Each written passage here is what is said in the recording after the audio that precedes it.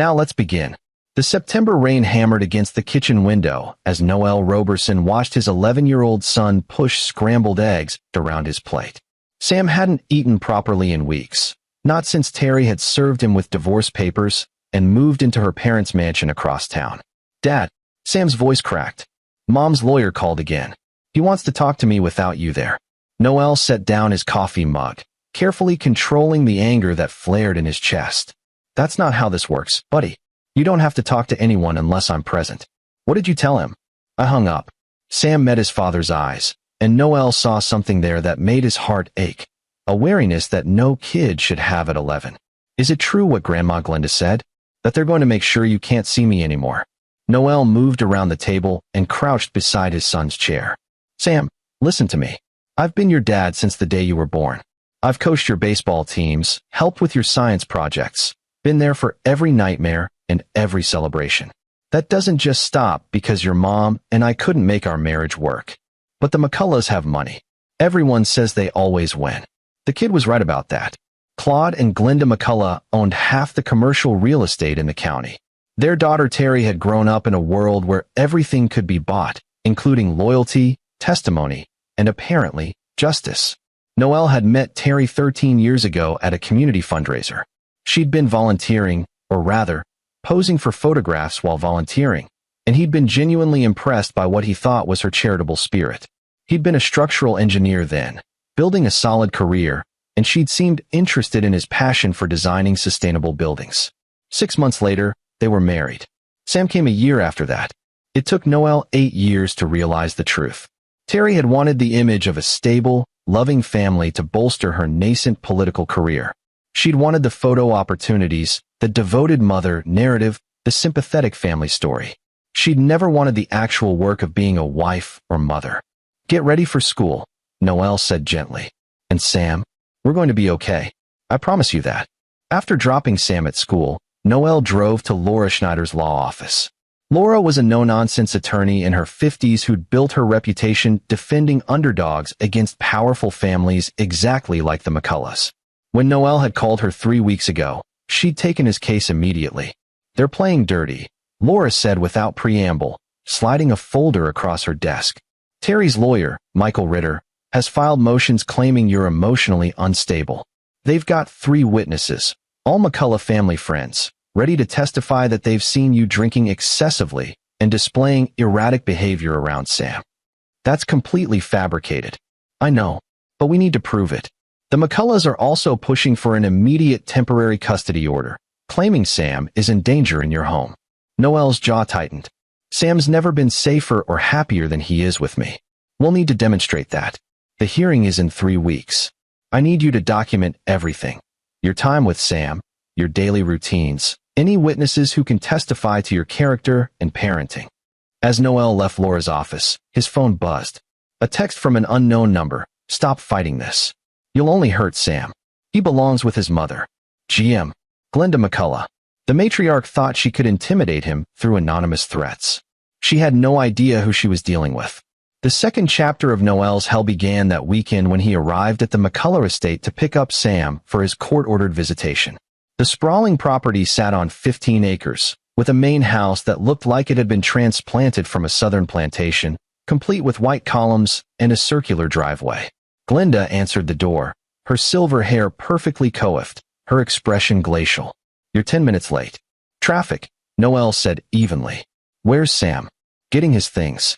He told us he doesn't want to go with you, but the court order says he must." Her smile was venomous. "For now." Sam appeared behind her, backpack slung over one shoulder. His face was unreadable, but Noel caught the slight shake of his head, a warning. In the car, Sam waited until they'd cleared the gates before speaking. "They had me talk to someone yesterday. A psychiatrist, Dr. Wendell Fuentes. He asked me lots of questions about you." "What kind of questions?" "Like, do you ever lose your temper? Do I feel safe at home? Have I ever seen you drunk?" Sam's hands twisted in his lap. I told him the truth, but he kept asking the same things different ways, like he wanted different answers. Noel's knuckles whitened on the steering wheel. "That evaluation is supposed to be neutral, performed by a court-appointed expert, not someone hired by your mother's family. Grandpa Claude said Dr. Fuentes is helping us. He said you're trying to take me away from Mom to hurt her career. Sam, you know that's not true. I know. The boy's voice was small, but they keep saying it. Uncle Terrence was there too, Mom's brother. He said you're just a middle-class nobody who's jealous of their success. Terrence Walter, Glenda's son from her first marriage.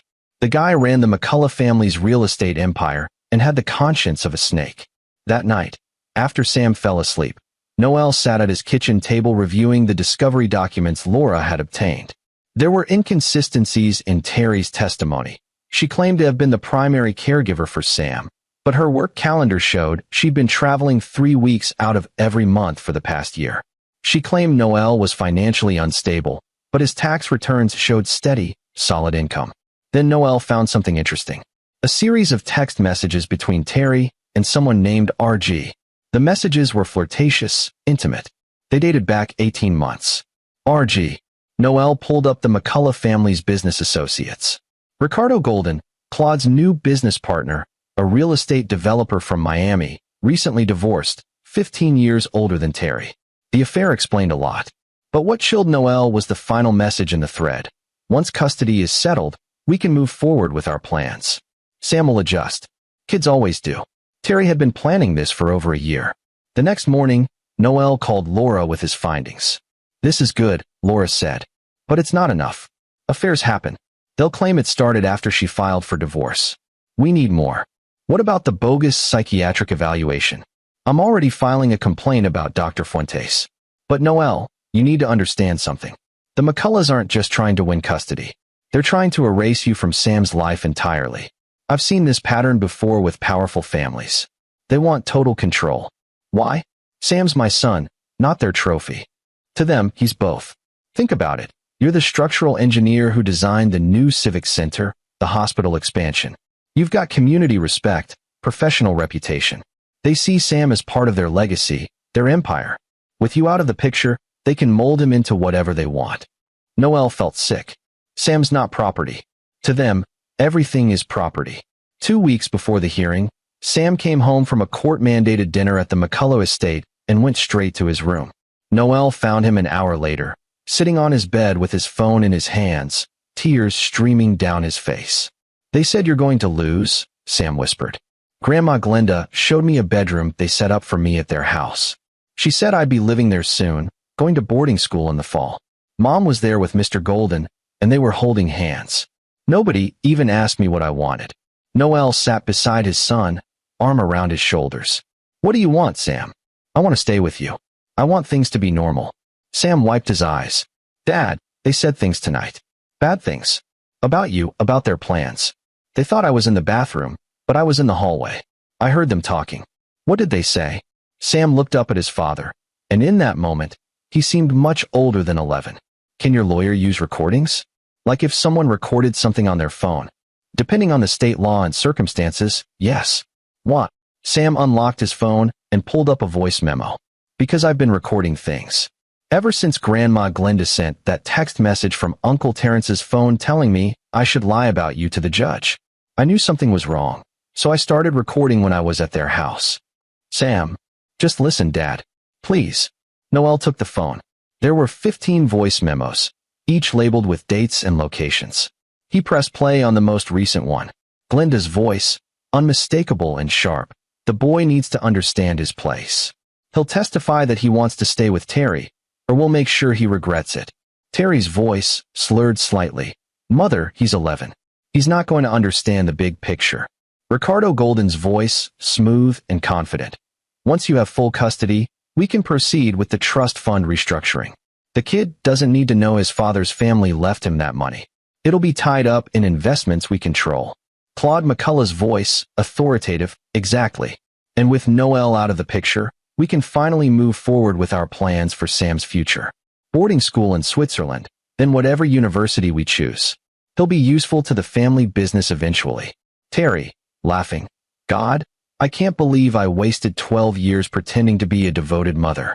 At least it'll make good campaign material. The dedicated single mom who fought for her child. Glenda, your father's Senate campaign needs the sympathy vote. Your divorce, your struggle with your ex-husband, your dedication to Sam despite everything.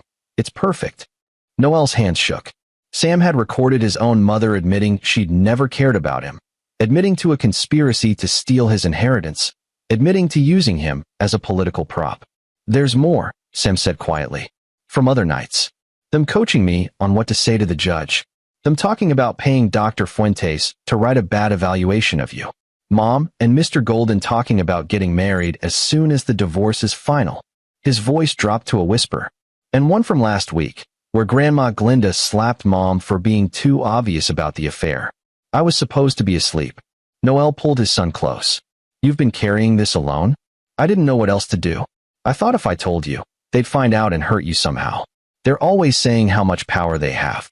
Listen to me, Sam. You did the right thing. You protected yourself and documented the truth. That takes courage. Noel pulled back to look at his son. But I need you to understand something. When we use these recordings in court, things are going to get ugly. Your mother and her family are going to be very angry. I know. Sam's jaw set with a determination that reminded Noel of himself. But I don't want to live with people who talk about me like I'm a chess piece. I want to live with you. You're the only one who's ever really cared about me. That night, Noel called Laura and played her the recordings. There was a long silence when they finished.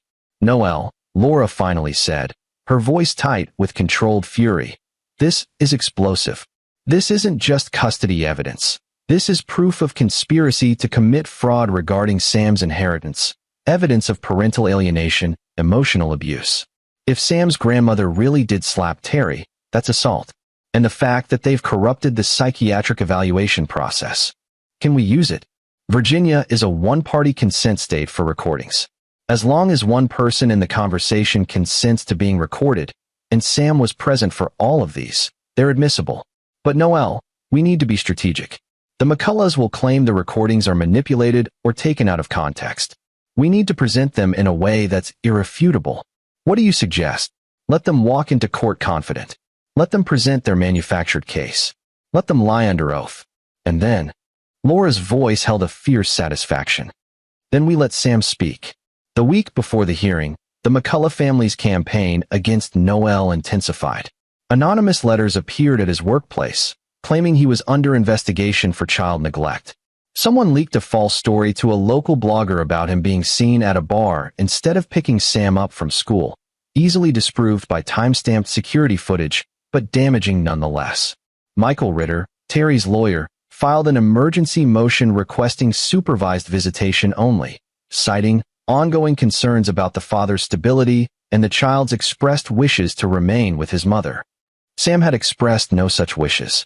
When the court investigator came to interview him, a genuine court-appointed professional this time, not the McCullough's bought psychiatrist, Sam was careful. He answered questions honestly, but didn't reveal his recordings. Not yet. They asked if I wanted to live with Mom or Dad. Sam told Noel that evening. I said I wanted what was best for me. They asked if I felt safe with you. I said I've always felt safe with you. How did they react? The investigator seemed nice. She said she'd talk to both of you, and then make a recommendation to the judge. Sam hesitated. But then Uncle Terrence called her after she left. I heard him through the door when I was at Mom's apartment. He was offering her consulting work with the family business. Even the court investigator. The McCulloughs were trying to corrupt every piece of the process. Noel met with Laura every evening that week, preparing for every possible scenario. She'd filed motions challenging Dr. Fuentes' credentials, requesting investigation into the anonymous complaints against Noel, and demanding a thorough review of Terry's actual involvement in Sam's life. The judge is Diane Black, Laura told him. She's been on the bench for 20 years, and she has a reputation for being thorough and fair. She won't be easily swayed by the McCullough name, but she's also a stickler for procedure and evidence. We need to present Sam's recordings perfectly. 3 days before the hearing, Noel received a call from Terrence Walter. Roberson, let's talk man to man, Terrence said, his voice oily with false friendliness. This custody fight is going to hurt Sam. Why don't you do the right thing and settle? We'll give you visitation every other weekend, supervised if you want. You can still be in his life. I'm his father, not a weekend hobby. You're a structural engineer pulling in what, $90,000 a year? We can offer you $200,000 to walk away cleanly. That's a lot of money for a middle-class guy like you. You could start over, maybe meet someone new, have more kids. Noel's laugh was harsh. You're trying to buy my son from me? We're trying to make this easier on everyone. Sam belongs with his mother. He belongs with family who can give him the best opportunities. I am his family, and no amount of money will change that. Then you're a fool. Terrence's voice hardened. We're going to destroy you in that courtroom. We have witnesses, evaluations, evidence. The judge will see you for what you are, a bitter ex-husband trying to punish his wife by using their child. See you in court, Terrence. Noelle hung up and immediately called Laura to report the attempted bribery. She made a note of the date, time, and content of the call. They're getting desperate, Laura said. That's good for us. Desperate people make mistakes. The night before the hearing, Noelle couldn't sleep. He lay awake thinking about everything that could go wrong. Every way the McCulloughs might still win despite Sam's evidence. They had money, power, connections. What did he have? The truth. And a smart, brave son who'd had the courage to document that truth. At 2 a.m, Sam appeared in his doorway. Can't sleep either? Come here, buddy. Sam climbed into bed beside his father like he used to when he was smaller. I'm scared, Dad. What if they don't believe the recordings? What if the judge thinks I made them up? Then we'll deal with it. But Sam, no matter what happens tomorrow, I want you to know something. I have never been prouder of anyone than I am of you right now. What you did, standing up for yourself, documenting the truth even when you were scared, that took real courage. I just want us to be together. I don't care about their money or their big house or any of it. I just want my dad. Noelle held his son close, making a silent vow. The McCulloughs had no idea what they'd unleashed. They thought they could manipulate, bribe, and intimidate their way to victory. But Noel Roberson had spent his career building structures that could withstand earthquakes and hurricanes.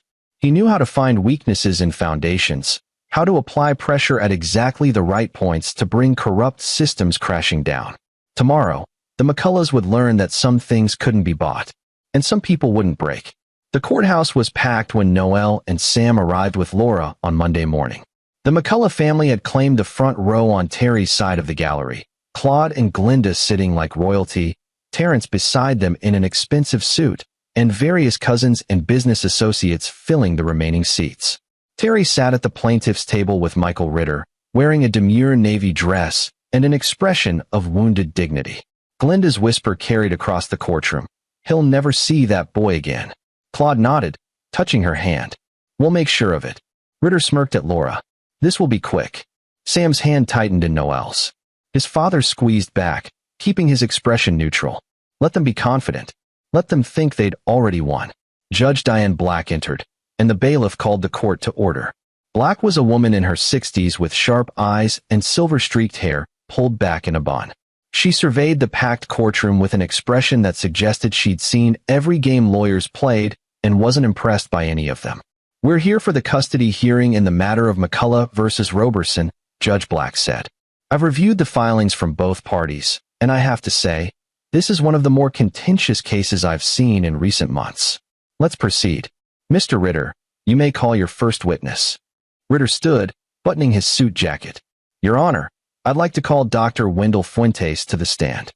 Dr. Fuentes was a thin man in his 50s with wire-rimmed glasses and a manner that suggested deep concern. He testified about his evaluation of Sam and Noelle, painting a picture of an unstable father who couldn't provide appropriate emotional support. The child exhibited signs of anxiety when discussing his father, Dr. Fuentes said. He seemed hesitant, as if afraid to speak freely. In contrast, when discussing his mother and maternal grandparents, he was relaxed and open. Laura's cross-examination was surgical. Dr. Fuentes, who paid for your evaluation? The McCullough family retained me. And you've done work for them before, haven't you?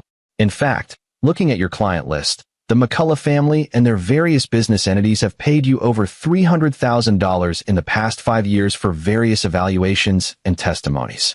Fuentes shifted uncomfortably.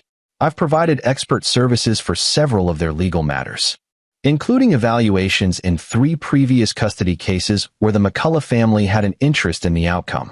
And in all 3 cases, you found in favor of the McCullough family's preferred custody arrangement. Is that correct? I evaluated each case on its individual merits. Of course you did. Laura's tone made it clear what she thought of that claim. Dr. Fuentes, you spent how many hours with Sam Roberson? 2 hours. And how many of those hours were spent with Sam alone, without members of the McCullough family present? A pause. Approximately 30 minutes. So the majority of your evaluation was conducted with the McCullough family in the room, observing and potentially influencing Sam's responses? They're his family. It's natural for them to be present. Except his father, who requested to be present and was denied. No further questions, Your Honor. Judge Black made a note. Mr. Ritter, your next witness? I called Glenda McCullough to the stand. Glenda testified about Terry's devotion to Sam, painting herself as a loving grandmother who only wanted what was best for her grandson.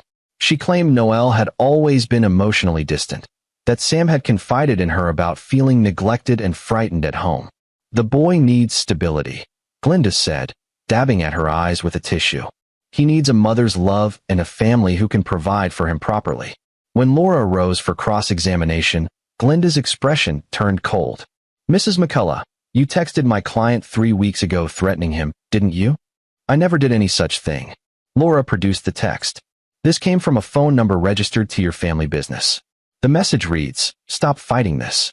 You'll only hurt Sam. He belongs with his mother. I have no knowledge of that message. I see. Mrs. McCullough, how many nights per week did your daughter spend at home with Sam in the past year? I don't keep track of my daughter's schedule. According to calendar evidence we've obtained, Terry was traveling for work approximately 3 weeks out of every month. On the weeks she was in town, she spent at least 3 nights per week at your home or at the home of Ricardo Golden. Isn't it true that Sam spent more time with nannies and his father than with his mother? Glenda's lips thinned. Terry is a busy professional. She's building a career in public service. A career that's more important than raising her own son? Objection. Ritter was on his feet. Argumentative. Sustained, Judge Black said. Move on, Ms. Schneider. Laura smiled. No further questions. The morning continued with more McCullough witnesses, friends who claimed to have seen Noel drinking, neighbors who said Sam seemed unhappy, Terrence Walter, who testified that Noel had threatened him during a phone call. Each time, Laura's cross-examination revealed the same pattern. Witnesses with financial or personal ties to the McCullough family. Testimonies that contradicted documented evidence. Stories that fell apart under scrutiny. By lunch, Judge Black looked skeptical. The afternoon session began with Terry herself taking the stand. She performed beautifully, crying at appropriate moments, talking about her love for Sam, expressing concern about Noel's increasingly erratic behavior.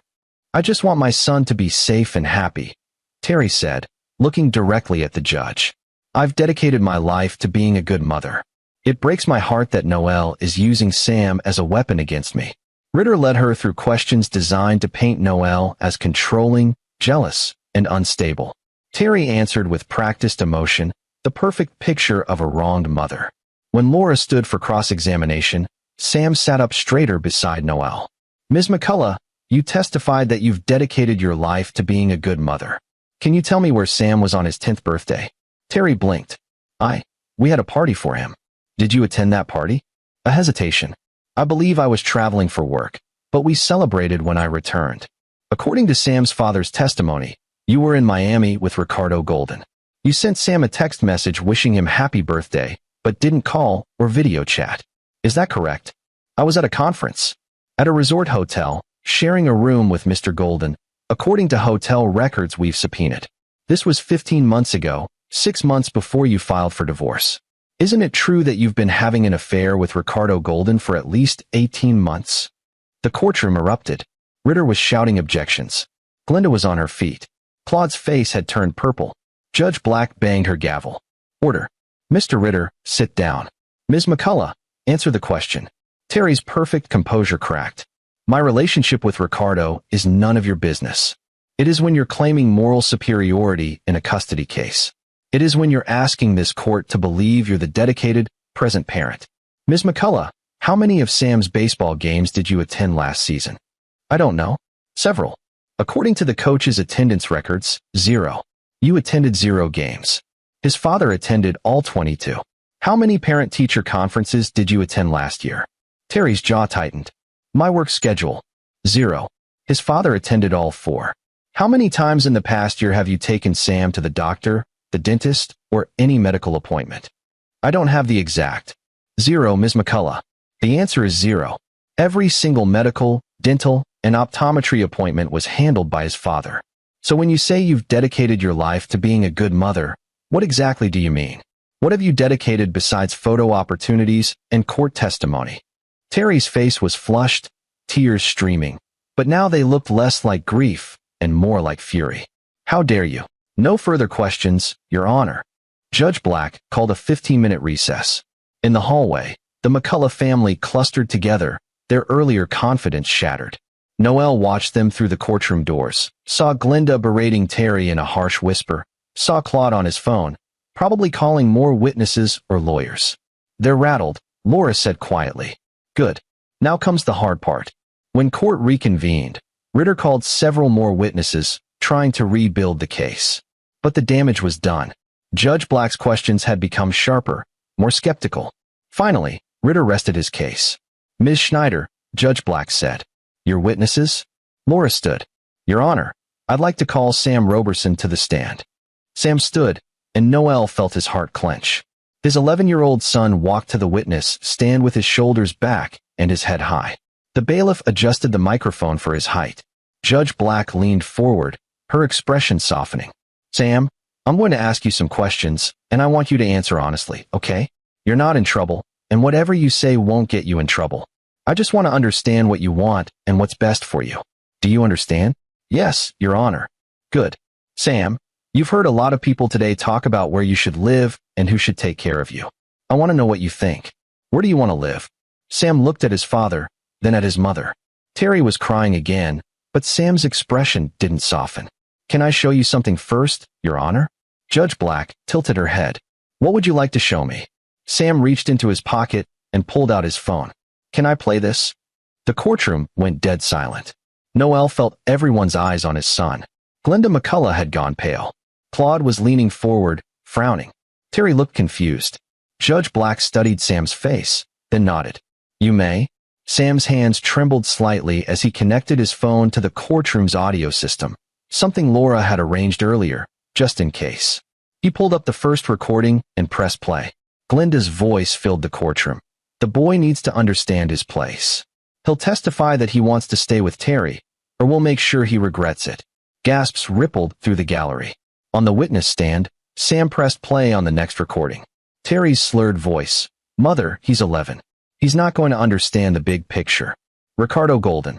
Once you have full custody, we can proceed with the trust fund restructuring. The kid doesn't need to know his father's family left him that money. Claude McCullough. Exactly. And with Noel out of the picture, we can finally move forward with our plans for Sam's future. Boarding school in Switzerland, then whatever university we choose. Terry, laughing. God, I can't believe I wasted 12 years pretending to be a devoted mother. The courtroom erupted. Ritter was shouting. Glinda was screaming at Sam to stop. Claude was on his feet, face purple, demanding the judge halt the proceedings. Judge Black's gavel cracked like thunder. Sit down. All of you, sit down right now, or I'll clear this courtroom. Into the silence, Sam played the next recording. And the next. Evidence of coaching him to lie. Evidence of paying Dr. Fuentes. Evidence of bribes offered to court personnel. And finally, the sound of a slap, followed by Glinda's voice. You stupid girl, you're being too obvious about the affair. Sam stopped the recordings and looked at Judge Black. His voice was steady despite the chaos. I have 14 more, Your Honor. They're all like this. I started recording after Grandma Glinda sent me a text telling me to lie about my dad. I was scared, but I wanted proof of what they were really like. Judge Black's expression was carved from stone. Approach the bench. All attorneys, now. Laura and Ritter approached. The whispered conversation was intense, with Ritter gesticulating wildly and Laura standing calm and resolute. When they returned to their tables, Judge Black addressed the courtroom. I'm going to recess for 30 minutes. Mr. Ritter, I suggest you consult with your clients. This court takes accusations of perjury, witness tampering, and corruption of the judicial process extremely seriously. In a private conference room, Laura, Noel, and Sam waited. Through the walls, they could hear raised voices from the room where the McCullough family had gathered. You were so brave in there, Noel told his son. So incredibly brave. Sam was shaking now, the adrenaline wearing off. Did I do okay? Do you think the judge believes me? I think, Laura said gently, that you just handed us the most decisive custody victory I've seen in my 20-year career. Those recordings are damning. They prove everything we've been saying about the McCullough family's manipulation and about Terry's real priorities. A knock on the door. The bailiff, Judge Black, is ready. Back in the courtroom, the McCullough family looked devastated. Glenda's makeup was streaked. Claude's face was ashen. Terry sat slumped at the table, not meeting anyone's eyes. Ricardo Golden was conspicuously absent. Judge Black took her seat. I've reviewed the recordings that Sam Roberson played in court. I've also been informed by the court administrator that the number Ricardo Golden used to call our court investigator matches the number on our official complaint log from 3 days ago, where he attempted to offer the investigator a consulting position. She paused. I'm referring this matter to the district attorney for investigation into witness tampering, perjury, and fraud. I'm also suspending Dr. Wendell Fuentes' ability to serve as a court-appointed expert pending review by the state medical board. Ritter stood. Your Honor, my clients. Your clients, Mr. Ritter, have corrupted this process at every level. They have coached a child to lie. They have attempted to steal his inheritance. They have perjured themselves in my courtroom. Judge Black's voice was ice. I've heard more than enough to make my decision. She looked at Sam. Young man, you showed remarkable courage today. You did the right thing, even though it was hard. I want you to know that. Then she turned to Noel. Mr. Roberson, I'm granting you full physical and legal custody of Sam Roberson, effective immediately. Ms. McCullough, you are granted supervised visitation only, 2 hours every other Saturday, to be supervised by a court-appointed monitor at your expense. This arrangement will be reviewed in 6 months, and only if you can demonstrate significant changes in your behavior and priorities will we consider modification. Terry's sob echoed through the courtroom. Furthermore, Judge Black continued, I'm ordering an immediate investigation into Sam's inheritance and any accounts that may have been improperly handled by the McCullough family. All assets that belong to Sam will be placed in a court-supervised trust until he reaches majority age. She looked at Glenda and Claude. Mr. and Mrs. McCullough, you are to have no contact with Sam outside of his mother's supervised visits. No phone calls, no texts, no gifts, no attempts to see him at school or elsewhere. If you violate this order, I will hold you in contempt and consider criminal stalking charges. Do you understand? Claude's voice was barely audible. Yes, Your Honor. This hearing is concluded. The order will be filed today. The gavel fell. Noel pulled Sam into his arms, and his son buried his face in his father's shoulder and finally cried. Tears of relief, of triumph, of release from months of pressure and fear. Laura was shaking both their hands, grinning fiercely. You two did it. You actually did it. Behind them, the McCullough family filed out of the courtroom in silence, their empire of lies crumbling around them. Terry didn't even look at Sam as she passed. In the hallway, reporters were already gathering, having caught wind of the dramatic testimony. Noel shielded Sam from the cameras as they made their way to the exit. Mr. Roberson, one reporter called.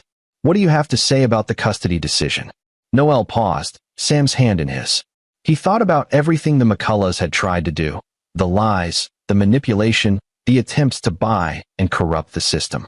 He thought about what they'd underestimated, a father's love and an 11-year-old boy's courage. I have my son, Noel said simply. That's all that matters.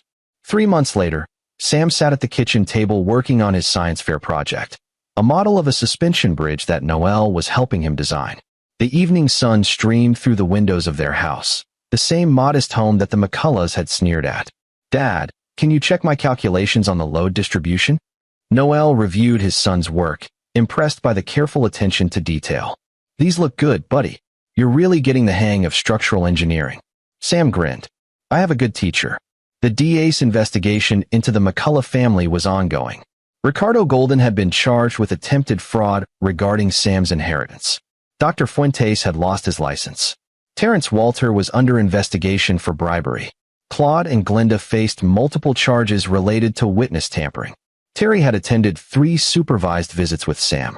The first 2 had been awkward and painful, with Terry trying to explain and Sam quietly refusing to engage. The 3rd visit, she'd finally apologized, a real apology, without excuses or justifications. Sam had listened and said he needed time. She'd nodded, tears streaming, and told him she understood. Noelle didn't know if Sam would ever forgive his mother. That was Sam's decision to make when he was ready. For now, they were building a life together, father and son, without the weight of the McCullough family's expectations and manipulations. "Hey, Dad." Sam looked up from his project. "My teacher asked if I wanted to talk to the class about standing up to bullies. Because of what happened in court. Do you want to?" Sam considered. "I think so. I mean, what Grandma and Grandpa and Mom did, that was bullying, right? Using their power to try to control me and hurt you. That's exactly what it was. Then yeah, maybe if I tell my story, it'll help other kids who are dealing with stuff like that. Let them know they can speak up, even against adults, even against people who seem powerful." Noelle felt his throat tighten. His son had been through hell, had been forced to grow up too fast, had recorded his own family's cruelty to protect himself. But he'd emerged stronger, more compassionate, more determined to use his experience to help others. "I think that's a great idea, Sam." That night, after Sam went to bed, Noelle stood in his son's doorway and watched him sleep. The judge had been right. Sam had shown remarkable courage. But more than that, he'd shown wisdom beyond his years, the ability to see through manipulation to the truth beneath. The McCulloughs had underestimated both of them. They'd thought money and power could overcome everything. They'd thought Noelle would be too intimidated to fight back, that Sam was too young to see through their schemes. They'd been wrong. Noelle's phone buzzed. A text from Laura. DA just called. Grand jury indicted Claude McCullough on 3 counts of witness tampering and conspiracy to commit fraud. Glenda too. Terry took a plea deal, probation and mandatory counseling in exchange for testimony against her parents. Another text followed. You and Sam did this. You beat them the right way, with truth and courage. That's a victory that'll last.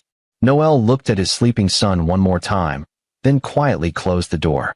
They'd won. Not just custody, not just the legal battle, but something more important. They'd proven that integrity and love were stronger than corruption and greed. They'd shown that a father's dedication and a child's bravery could overcome even the most powerful enemies. The McCullough family would face justice. Their carefully constructed image had crumbled, their influence waning as criminal charges mounted. Terry would have to rebuild her relationship with Sam from nothing, earning every minute of trust. But Noelle and Sam? They had everything they needed. They had each other, they had truth on their side, and they had a future built on honesty and love. In the morning, they'd make pancakes and work on the science fair project. Sam would go to school, Noelle would go to work, and life would continue in its quiet, steady way. No more courtrooms, no more battles with powerful families, no more recordings or investigations. Just a father and son building something strong together. Something that couldn't be bought, manipulated, or destroyed. Something real. This is where our story comes to an end. Share your thoughts in the comments section. Thanks for your time. If you enjoy this story, please subscribe to this channel. Click on the video you see on the screen, and I will see you there.